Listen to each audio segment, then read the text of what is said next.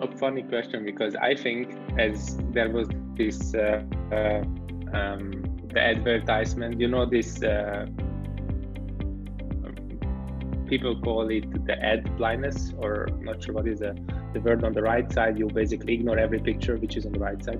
So this thing is happening now with the pop-ups, that people just right away click, they don't even read. Sometimes there is relevant information from them, like, do you want to save something, or this error happened, and they just click away because they thought that, shitty pop-up, I don't want to see that. So it's really dangerous, and it should be used. I mean, by definition, the pop-up is something what so if something happened and the user's immediate attention is required, then you should bring that pop-up on. So are you sure you want to delete?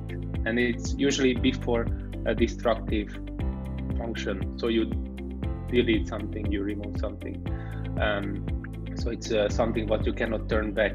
And the market has misused the pop-up. Do you want to subscribe for our letter? You click it away. Do you want to hear about this one? And then you click it away, and then afterwards we learn to ignore it.